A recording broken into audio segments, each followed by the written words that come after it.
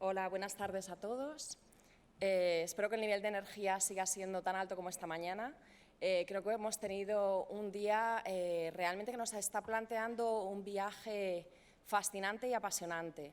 Hemos hablado de los cambios en el consumidor, en las tiendas, en los canales, muchos nuevos conceptos, entornos líquidos que nos permiten fluir por ellos y realmente aprovechar esas oportunidades. Durante toda esta tarde lo que hemos estado viendo también son casos de éxito, muchísimos casos de éxito en distintas categorías, con distintas ópticas, que lo que tienen en común es aprovechar ese entorno líquido cambiante, focalizarse en el consumidor, focalizarse en la tienda e intentar realmente aportar valor. Ahora bien, ¿cómo lo conseguimos? De eso vamos a estar hablando en esta última ponencia, porque al final todo esto se apoya sobre el trabajo que se hace en nuestras compañías, en nuestras empresas, y al final lo que todas nuestras compañías y empresas tienen en común es el talento. ¿Vale? Entonces, durante esta tarde lo que vamos a estar hablando es un poco de que las compañías para el día de mañana van a necesitar saber cómo compartir sistemas de valores. No solo se trata de lanzar productos, de intentar optimizar surtidos, etcétera, sino de cómo aunamos todo ese talento y cómo hacemos que toda nuestra base cultural y nuestra, si os acordáis, Fernando estaba hablando de cómo la última palanca de Kotler era anclar la cultura para dar valor, pues cómo conseguimos aunar en base a un sistema de valores. Nuestro ponente de hoy es Oscar de Montigny, que es el Chief Innovation, Sustainability and Value Strategy Officer en Banca Mediolanum, en Italia. Y él de lo que habla es, define los conceptos de la economía 0.0. En un momento en que por la tecnología estamos un poco obsesionados por el 2.0, por el 3.0, por el 4.0 y por el qué viene después, cuando Oscar habla de 0.0, no está hablando para nada de un paso atrás, sino que está hablando de un paso hacia el centro y hacia adentro, hacia lo que es la esencia, lo que nos hace comunes a los humanos y lo que está intentando favorecer la conversación dentro de las empresas para aportar valor. ¿Qué es lo que nos hace iguales y qué es lo que es el bien y lo que es correcto? Oscar trabaja como director de marketing, comunicación e innovación de un importante grupo bancario italiano, que alguno de vosotros conocéis, la Banca Mediolanum, lo cual quizás nos resulte llamativo, que esta revolución y esta forma de hablar del bien y de lo que nos hace humanos venga de la banca, pero así es. Está convencido de que las personas son buenas, un concepto que probablemente os retrotraiga a vuestros estudios de filosofía hace muchos años, y de que una economía más justa es posible, pero que tan solo necesita unos héroes que podemos ser cualquiera de nosotros o personas dentro de nuestras empresas que estén dispuestas a sacrificarse por el bien propio y el bien de los demás. Para Montigny, los pilares del marketing del futuro son la humanidad y la responsabilidad social, con lo cual de ello vamos a hablar. Oscar de Montigny es experto en marketing, innovación, comunicación relacional y educación corporativa. Es el creador de los principios de la economía 0.0, en la que conjuga gestión empresarial y negocios con filosofía, arte y ciencia. Un conferenciante apasionado y de fuerte impacto motivacional. Podéis ver sus vídeos online, que os los recomiendo. Ha participado en numerosos debates y eventos nacionales e internacionales. Su objetivo es ayudar a las nuevas generaciones, que es también nuestra responsabilidad, yo diría de todos y cada uno de nosotros, a afrontar los retos y oportunidades que ofrece el futuro. Después de años de experiencia en marketing en diferentes grupos internacionales, Oscar de Montigny pasó a ocupar el cargo de director de marketing, comunicación e innovación en la Banca Mediolanum. Sus estrategias fundamentales como manager son descubrir, compartir y empoderar a los colaboradores. Como veis, crear esos ecosistemas que aporten valor a nuestras compañías. En 2009, Ideó y lanzó la Universidad Corporativa Mediolanum, la UCM, centro que fue reconocido como la segunda mejor universidad corporativa del mundo en los prestigiosos Corporate Council Universities Awards de 2013. Sin más, doy el paso a Oscar.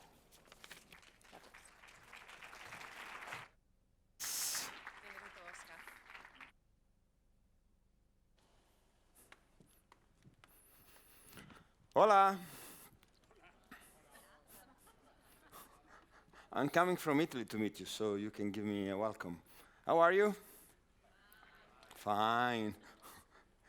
Okay, I'm going to speak in English. Me gustaría hablar en español, pero no hablo en español tan bueno para hablar por 1 hora, 50 minutos, como vamos a hablar ahora. Entonces ahora switch in English. So, mi español no es muy malo, pero no es perfecto. Entonces, inglés. Muchas gracias a los traductores, ¿correctos? Okay. So, is there anybody who speaks in Italian? No. Okay. So we'll speak in English. So let me introduce you and start from this sentence. Small minds discuss people. Average minds discuss events. Oh my gosh, what happened? Sorry, stop the time. We go back. Don't lose my minutes. I was saying, small minds discuss people. Average minds discuss events. Great minds discuss ideas. This is not my sentence. This sentence belonged to Eleanor Roosevelt, who was that lady who wanted, a few decades ago, the Declaration of the Human Rights. So today I just came to talk with you about few basic ideas that I think might make the difference in the future of your company, that's for sure, and hopefully of the world. I will go through 4 of these basic ideas that made a difference for sure in my life, also in my job, and I hope in the world. And they actually are ideas that I stole to some of the people that I met along my life, along my journey. The first man I want to talk to you about is the Dalai Lama, His Holiness the 14th Dalai Lama. I had the chance to meet him on 2014. And the sentence that I want to share with you, the idea that I want to share with you was exactly this.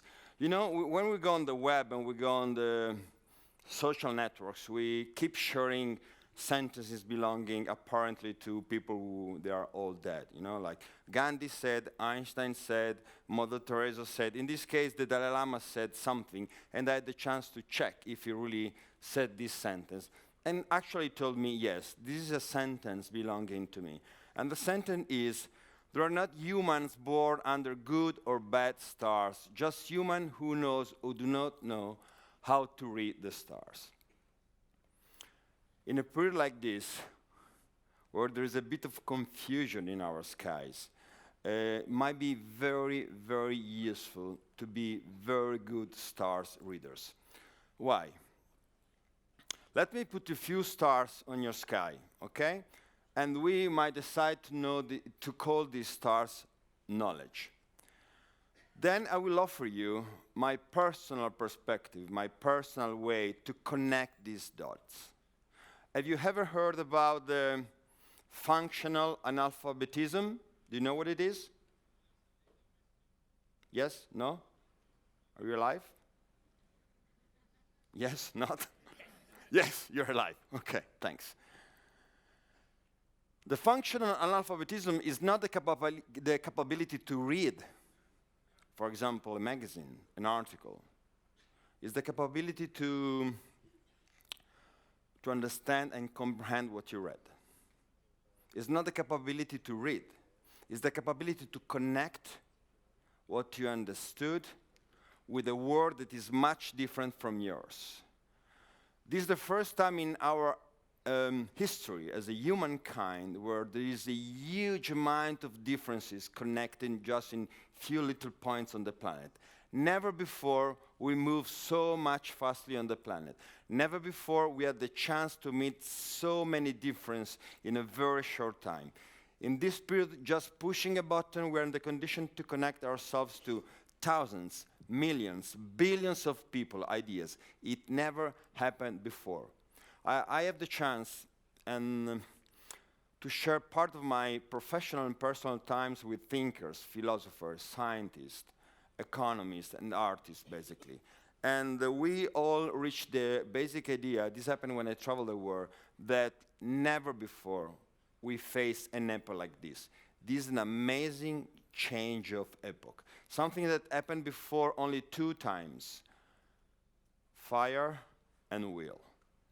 And if you talk with neuroscientists, they will tell you that our brain is not ready to manage this complexity because we're not used to it. It's very simple. We don't have much time today to offer you and share with you a neurological perspective on your business, but I will tell you something that I hope is going to be useful for you. So the capability to connect the dots is not just the knowledge, is part of a functional capability. And then my personal hope is that you will be able to connect the dots in your own way, because I don't know who you are, I don't know what you do, I don't know what's your business, I don't know what's your company, I don't know what's the mission or the vision of your company, but I know for sure that you must be creative. So, just to give you a few dots and to put few dots on your sky. 2020, 2030, and 2045/50 are considered 3 huge milestones for our age. Actually, we start talking about 2020 already 30 years ago. If you take a read of a pamphlet from the World Economic Forum of any important research, it doesn't matter if it is about marketing, future, or technology or whatever, you will find that 2020, 30, and 45/50 are considered 3 huge milestones when the big trends will appear, okay? It's like when the water goes down and then new highlands show up, okay? So whatever your business is, you must be capable to get the trends in advance. So there will be 4 huge trends that will reshape the planet by 2020, 30, and 40, which are, first, demography. Have a look. This will happen on the planet in many centuries. And this is what's happening right now. Most of us will belong to this generation, somewhere here, and you have been educated personally and professionally by your families and by your managers who belong to an age where we were half on the planet. And probably these people have been themselves educated by others, their own families, their own managers. This is the way you must do it. Listen to me, this is my experience. That's the way it works. Do you have children? How many of you have children? You're old. You are teaching old stuff. Is there anybody who teaches at school? Professor, someone that you? Okay. Me too, we are old. We're dead. Because we are teaching something belonging to a world that was occupied by half of the people that is living on the planet right now. And the education that we received belonged to a world, to a culture of an age where, again, we were half of a half of a half. I'm just saying that in few months, how many are we now? How many were you this morning? How many are we in the room? Who knows? 300, 350, okay. Try to think if in just few months we could be 700, and then 1.4, and then 2.8. You're going to kill each other. You're not going to share any seat. You're not going to share any food. You're not going to share anything to drink. You're not going to say, hey, female first, then children, then whatever. No rules. Rules will change immediately. So if nothing changed for a long while, we don't have to change our habits. If then something happens and we keep doubling in a very short time, then you must change. But your brain doesn't learn so fast. You know what I mean? We're going to double very soon. Hope you'll be ready. Hope you'll be ready to sell a bottle of water to that mother. Maybe in your mind there is which of the two? I'm telling you that the marketing strategy to sell a bottle of water to the mother on the left is not going to be the same to sell a bottle of water for the kids of the mother on the left-hand side. That's for sure. Again, this is what is going to happen on the planet very soon. 8.3 billion of people, most of them concentrated on a place where just 40 big cities will rule the world. Do you know where Nigeria is? Do you? Sure? You know how to point it on the planet? What about your children? Do you know how many people is living in Nigeria right now? Do you know how many are going to live in Nigeria very soon in the capital? What's the capital of Nigeria? It's going to be hard. It will be 40 millions. Such a huge market. Do you know the Nigerian culture? Are you ready to face them, to welcome them somehow, to sell them something? Who knows? And 80% of the global GDP will be concentrated just in urban areas, okay? Second huge trend that is going to reshape the planet, the way we are living, environment. Again, another little star on your sky. In the last 25 years, we destroyed 10% of the wilderness on the planet. This is a matter that belongs just to our generation. But our brain, based on what neuroscientists say, is not ready to face this complexity.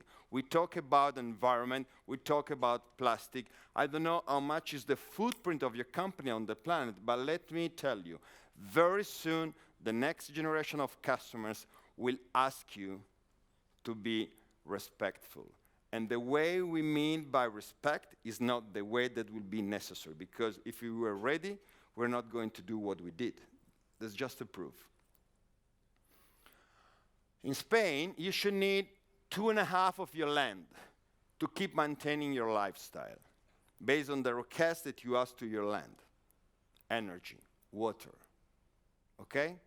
That's the Earth Overshoot Day. Every single country has its own land overshoot day. In Italy, actually, we reached the end of the capability of our land to produce resources May the 15th. So in Spain will be almost the same. Third big trends, technology. I'm not going to talk to you about technology because I'm sure that you are very much ready about it, but let me offer you an interesting point of view. Technology will be driven by virtual reality, augmented reality, artificial intelligence, blockchain, 3D printing, IoT, which is Internet of Things, IoE, which is Internet of Everything. Everything will be interconnected. By 2050, someone considered that we will have 1 trillion of devices on the planet. Every company will have to go through this little device. And the equation will be this. Last Easter, we had to decide where to go for holidays. I have 5 kids, 5 children, 4 daughters and 1 boy. Please, applause, thanks. with one wife. That's super applause. With one, and I'm still alive. So, we had to decide where to go for the Easter holidays, mountains or sea. Okay, let's go to the sea, Caribbean, Maldives, Italy, or whatever. Which was the only questions that they asked me, whatever was the destination, the possible destination. There is Wi-Fi? So I worked for an entire year to bring 7 people at the Maldives on Easter, very expensive. And the only question was, there is Wi-Fi? So we landed with the airplane, then we took the boat, we flew to the island. As soon as we were on the little land of the island, they start, like looking for the Wi-Fi connection. You can reach your customer anytime, anywhere, any day of the year, because he will be waiting for you. The question is if you're ready for him.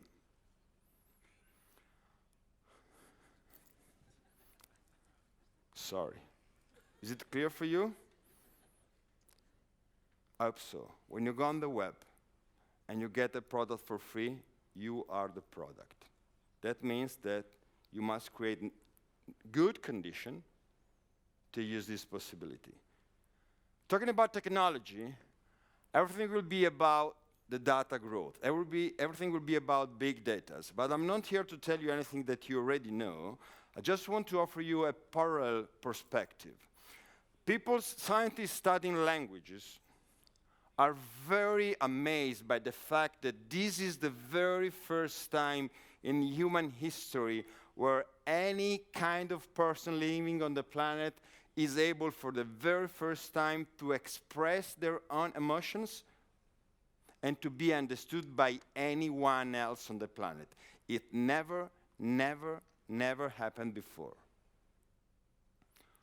We play with these faces, but it's a huge jump for our humankind. And again, what is very interesting is this. Have you ever played with glasses like this? The answer is not. Maybe even not even your children. Just a very young age are doing this. By doing this, their brains is going to be reshaped in a much different way from yours. That means from a neurological pattern, they will be thinking, moving, behaving, consuming, spending, voting in a totally different way from ours. It never happened before that in such a short time, there were like 3 or even 4 different technological generations living together. Do you sell newspapers? Is there anybody working in the editing market?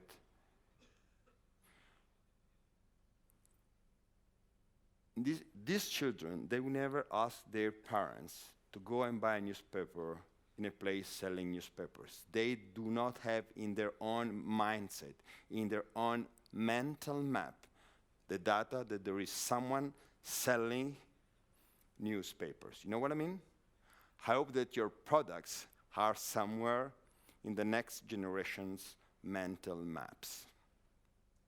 Because it's a neurological reason, the reason why we might be out of the market. Not just a matter of marketing, communication, customer care, or whatever else.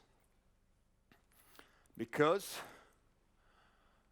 we don't have time, let me skip this slide, even if it was interesting. Have you ever had a kid doing like this in the dining room? Have you seen it live? Yes or not? Is there anyone? No one? Yes? This is a mental pattern. She's not looking at the television. She's looking at a huge mobile. And when you have to interact with a mobile, you don't use this tool. You do this. There's a very funny movie on YouTube where there is an old lady, a 90-year-old lady, sitting on a chair, and they showed her how to skip the pages with an iPad. How do you do to skip a page with an iPad? Like this. So she sits, she learn how to do it, then she sits, she takes the iPad, and she does. That's a mental pattern. You know what I mean? The same thing that you do when you drive a car. You don't have to think how to do it, you know how to do it. It's a neurological pattern. We must be extremely careful because everything is going to change, totally. It doesn't matter what you think about it, right, not right, good, bad, it's going to be totally different. And I was at the Singularity University in Silicon Valley, which is considered the most advanced place where they study the way to use technology for any kind of business, biotech, gentech, fintech, food tech, robotech, whatever tech. And I stayed there. It's in a NASA camp in the nearby. Have you ever heard about the Singularity University? It's driven by Facebook, Google, Microsoft, sponsored by them, basically. So I told you what they do. And I had the chance to meet this guy, Ray Kurzweil, who is considered one of the most amazing people living on the planet, very capable to see which will be the next trends of the future. And he said just that. We're going to hybrid humans and machine. That is what is going to happen. So we must be ready. We're going to move from a linear approach, a linear logic approach to life, to an exponential approach. Okay, that means that since we're living in this epoch and we're not ready because we're coming from an epoch where the growth was linear, we're entering an epoch where the growth is going to be exponential. By exponential, I mean that in 5 seconds, I could move 5 meters, investing a budget of 5. In this case, is strength. You know what I mean? Okay. In the future, I mean, 1, 2, 3, 4, 5, 6. Correct. Easier than you thought. Exponential approach. 1, 2, 4, 16. No, 256. I mean, yesterday, if you were one back from your competitor, you had time to reach him, investing, catching the trend. On an exponential growth, when you are 3, is not 4, is 256. You know what I mean? It's late. Second meeting ahead, the niece of the Mahatma Gandhi. She is the daughter of the 4th son of the Mahatma Gandhi. I had the chance to spend a lot of time with her. She's a very good friend of mine. I hope to be a good friend of her also. And she told me some of the teachings that she received by her grandfather when she used to live with him in the ashram. Okay, my grandfather, Max and Nino. Her grandfather, the Mahatma Gandhi. Okay?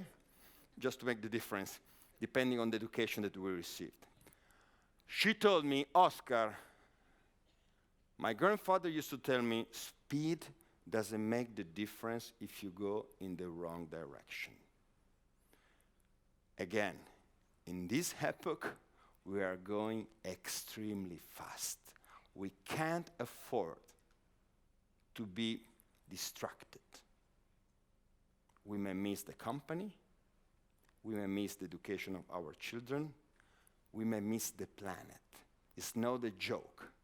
It's very late. And when I say that it's late, it is late because our humankind has been able to divide the atom without understanding and learning how to divide bread. It's amazing, isn't it? Let me put you a few more stars on your sky. This is the declaration I was telling you about at the beginning, okay? 1960. It tells about many interesting things. I don't know if you ever read it, but I would go through. I would go through because it tells about freedoms of many things. This declaration tells about rights, many different rights, and freedoms and rights belonging to you, to your family, to your land, to your people, to your population, to your customers, to your children. At the same time, you're living on a planet where this is happening. Where this is happening. He died. Oh my God, what happens? That's a message? Sorry. It's going extremely fast. It's a super slider.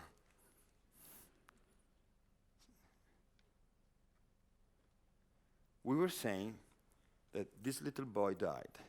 We were saying that this little girl died. We're saying that the slider doesn't work. That this little boy died. That's too much? I press too much? Okay, that's the same I use it. Doesn't matter. Thanks.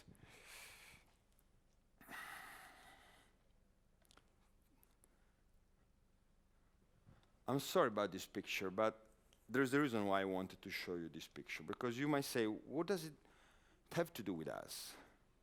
We're good people. We work for companies. We're talking about marketing, future, sales force. Fine.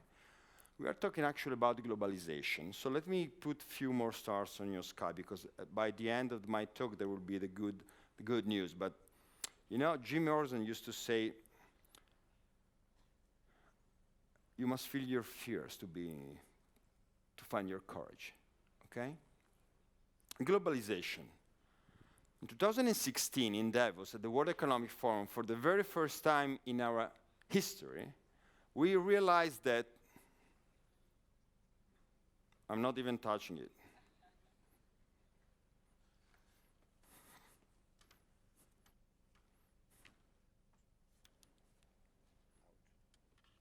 Don't lose my minutes.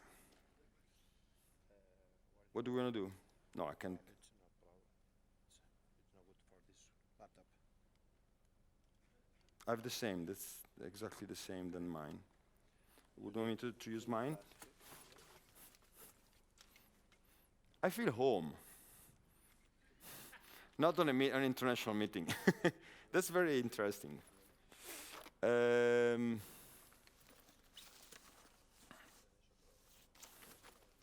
know what? Let's see if I have it.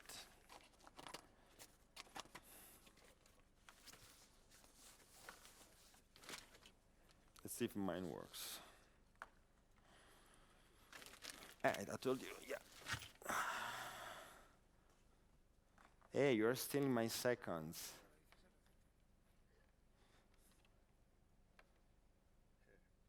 Let's see if mine works. Wait. Yeah, I know.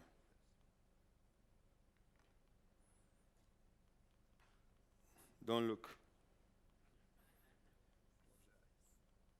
Close your eyes. Fall asleep.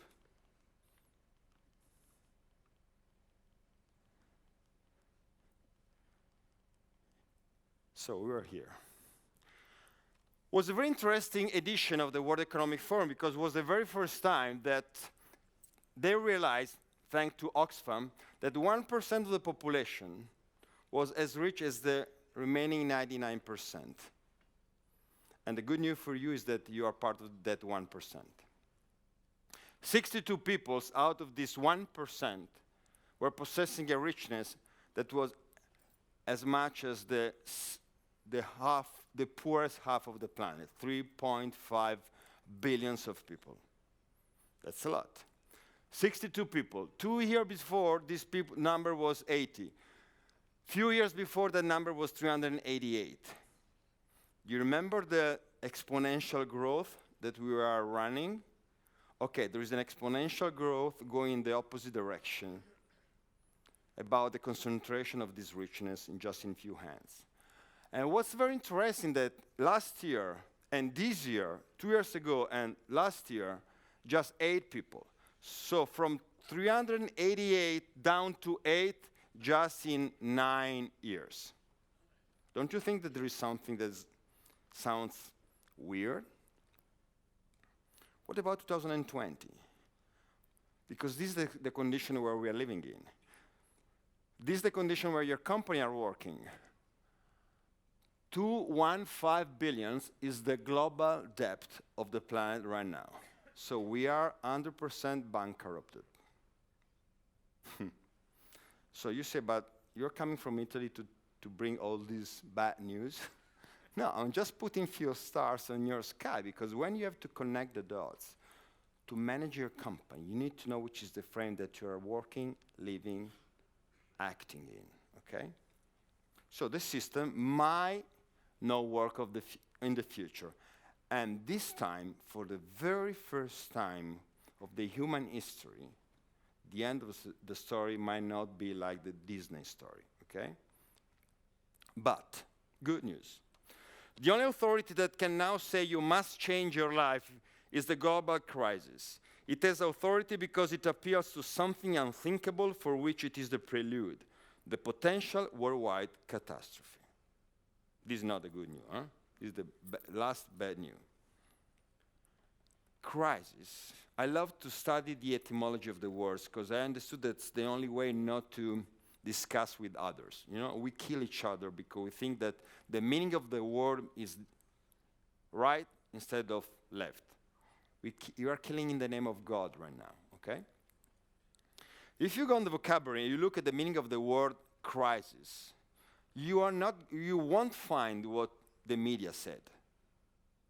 You will find that this crisis is a crucial moment to take a decision. Now we are asked to decide if we have to go right or if we have to go left. And we are going extremely fast.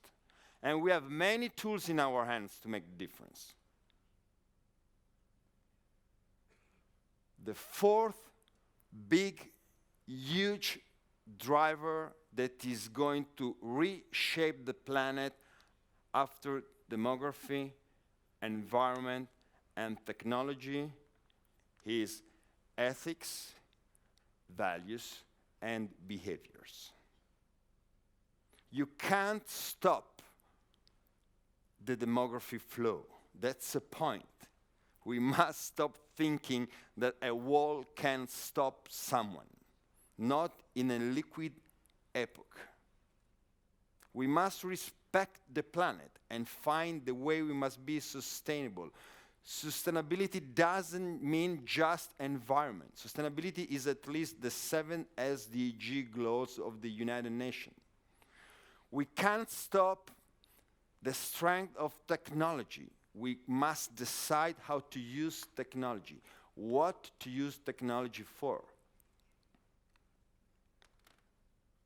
Look at this, 2017, the most important PR company of the planet, Edelman, as they usually do every year, they do the Trust Barometer Global Report. And they try to have a look on what is the situation of trust on the planet. I'm not going to go through all the research, but there are a few basic points that are very connected with what you do daily. People have been asked, how much do you trust each institution to do what is right? Look at this. The institutions that they track are always 4: NGO, business, media, government. People don't trust anybody. They don't trust people running our lands and countries. They don't trust CEOs. They don't trust you. They don't trust me. They don't trust us. That's the point. And it doesn't matter how, even those at the top are disillusioned. High income, college educated, well informed, doesn't make any difference. It's very hard to go more than 50%. But 75% of them agree that business is expected to lead the change. Not media, not government, not NGO. Business has to lead the change. Don't forget that I told you crisis means taking a decision. Risk, opportunity. And that year, the name of the research was Trust, the synthesis is in crisis. 2018, you see this was the year before, is the battle of truth. And again, globally, distrust. And again, business is still there. And again, business is expected to lead. It's already 2 years that people is waiting for you to lead the change. A sombra tá te seguindo?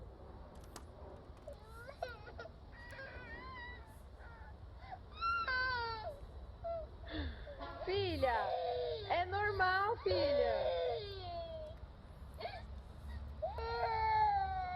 É normal, olha a sombra da mamãe aqui. O sol que faz a sombra.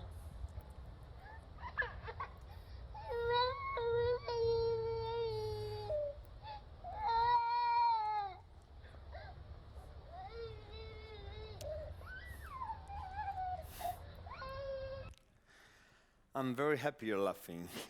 Now let me ask you, when was the first time that you realized the same?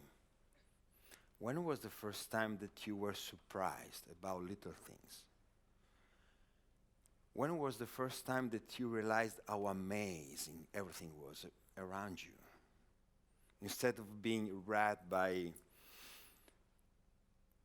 the long list of things to do, your commitments, your duties, what the world wants you to be, to behave, to have, what you want your customers to be, to behave, to have.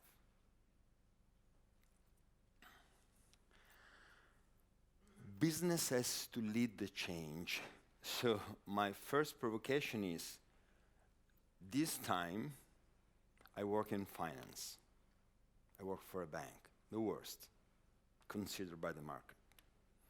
This time, we can't do like that man anymore. That's the last chance we have. We should start asking ourselves if we really want to lead the change, or if you really want to keep saying what we're missing, what we should have, what we should be given, talking about taxes, talking about future, talking about governments. My personal belief is that any kind of system has to be changed by inside, like the egg. If you break an egg from outside, the life that is contained in the egg is going to die forever. If you break an egg from inside, there is the natural moment when that life has to come. You know what I mean? Every single of us has to be the change in its own system. The key word is responsibility. Responsibility means the ability to give responses. What is it? What is it?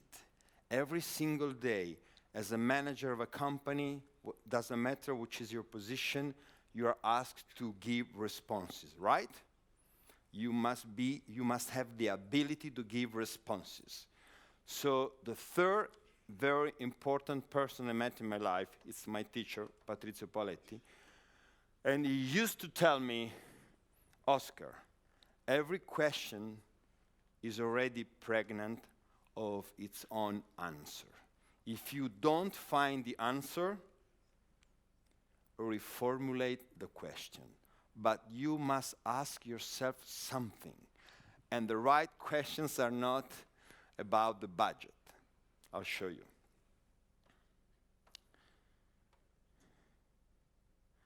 Everything is an economical act.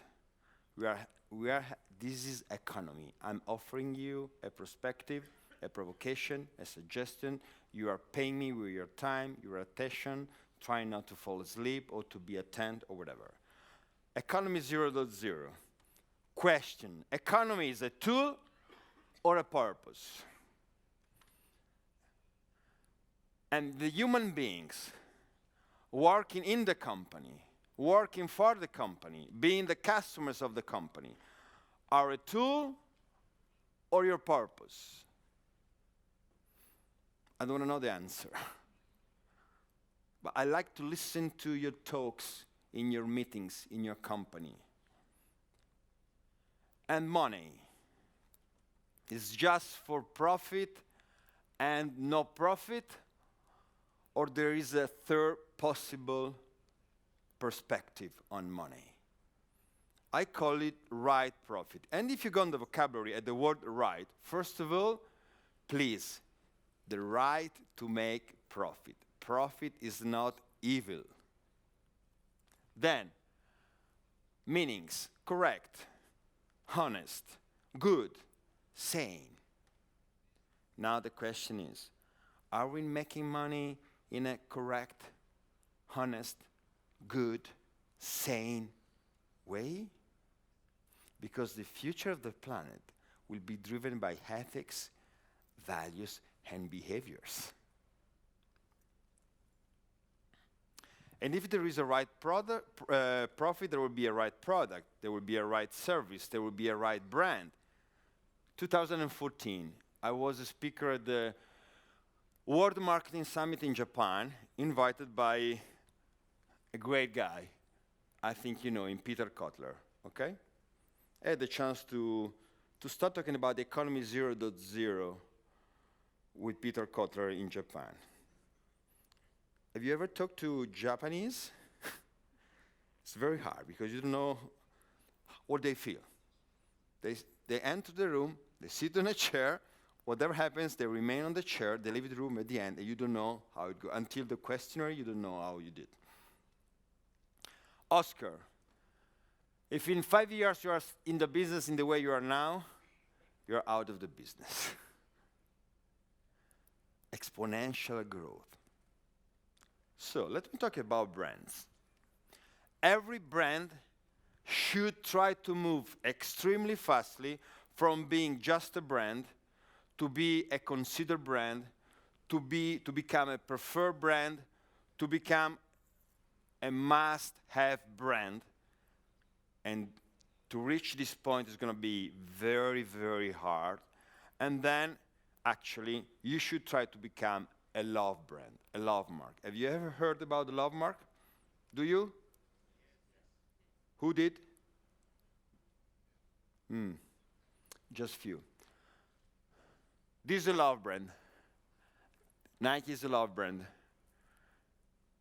Liverpool is a love brand. Apple is a love brand. Harley Davidson is a love brand. This guy is dead. He's dead.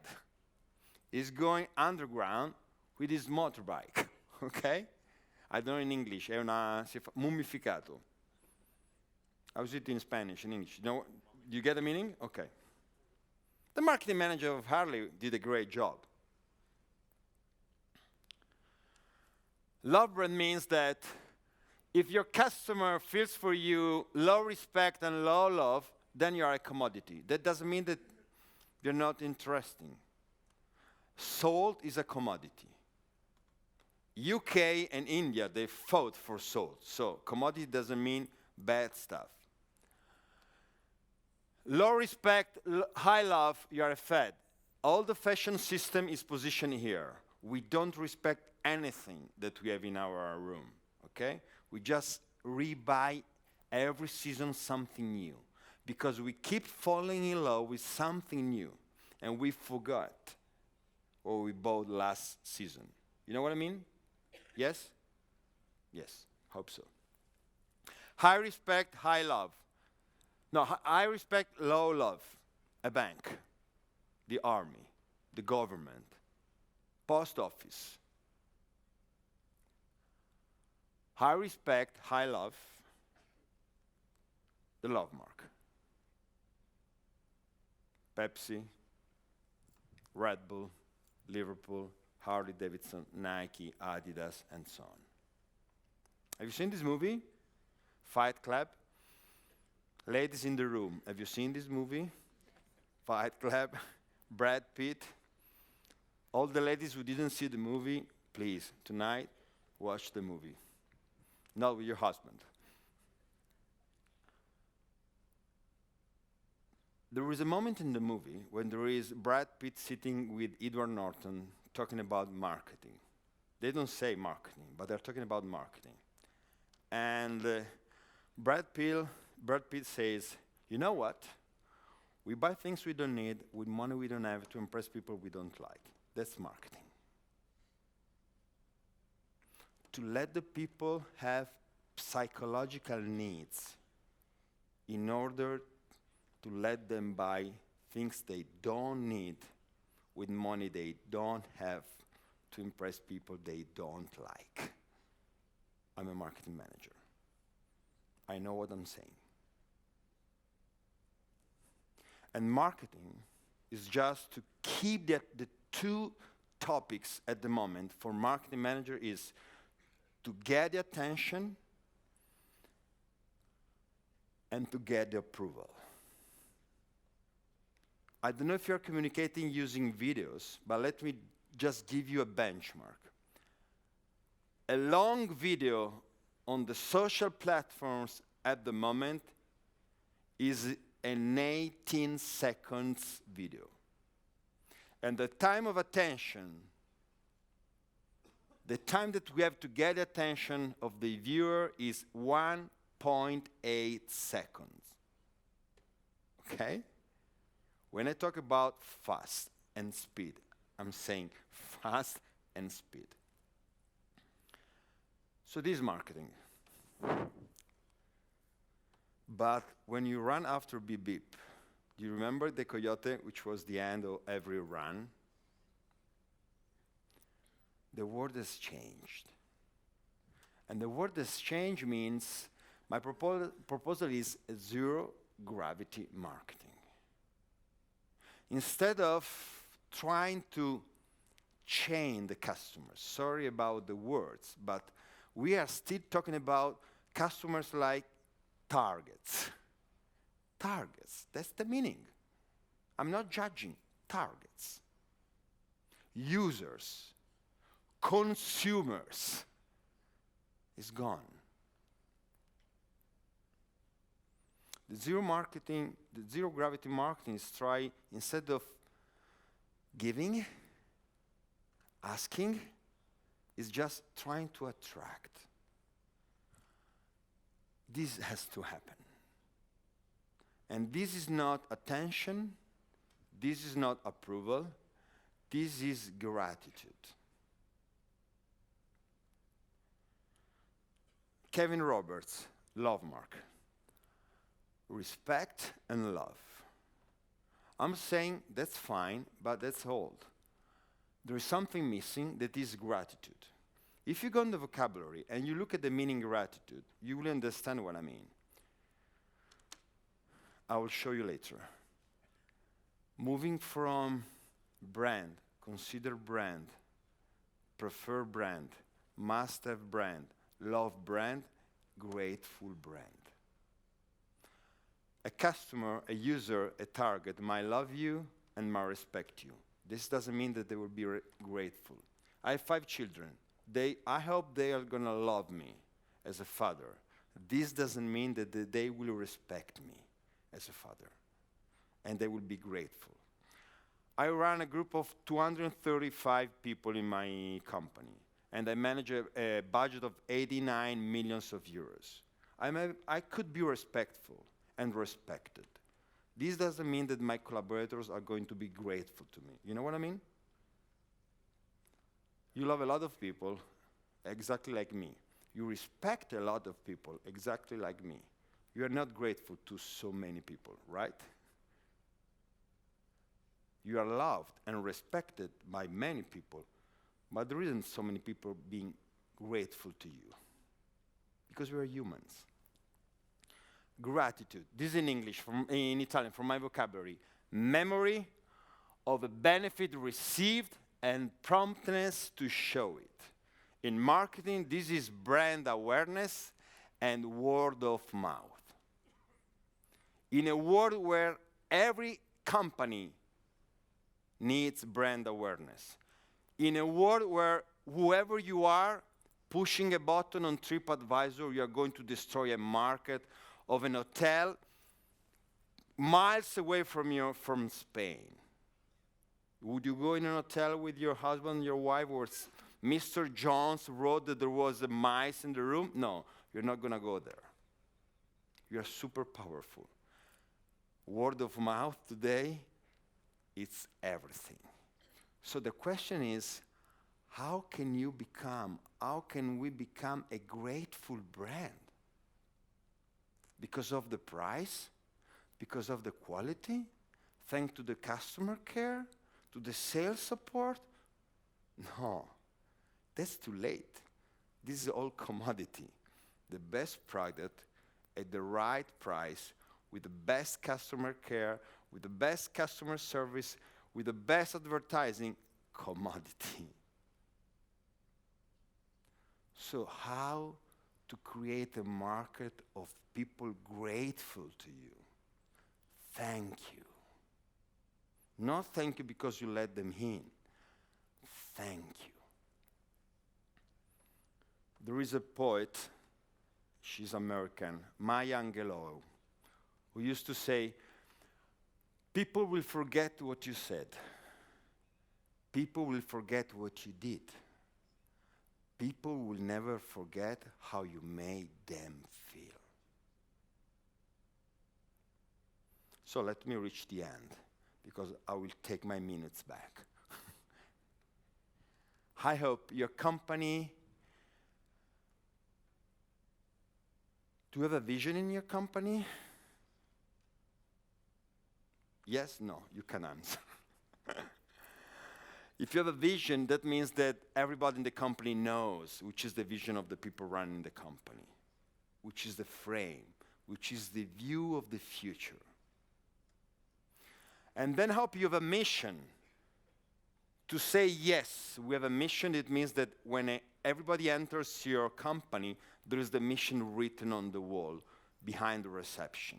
And everybody knows the mission because it's hung on the wall in the offices, it's on the desk, and everybody knows how to repeat the mission of the company. In that case, you have a mission. Otherwise, you have something written on your website, which is something different.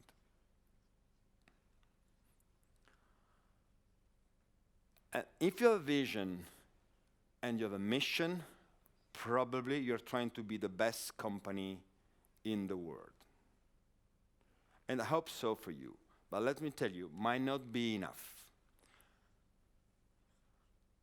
The run for the future is how to become the best company for the world. Because when you be the best one in the world, no one will be grateful to you. You're not going to make a difference for anybody. They will have bought something with money they might not have had to impress people they might not have liked. My suggestion is, my provocation is, work on your vocation. Please, do a very little homework tonight. Go on the vocabulary, if you have it. You might go on Wikipedia and have a look of the meaning vocation.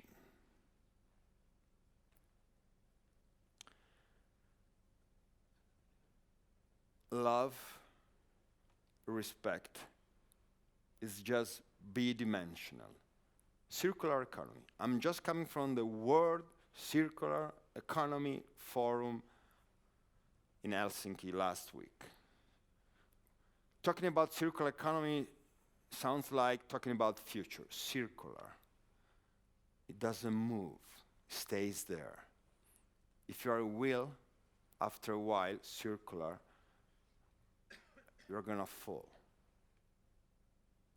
If you add a third dimension, roots, background, history, and aspiration, vocation, not mission, vocation, you're going to add a third dimension, and the economy from circular becomes spherical.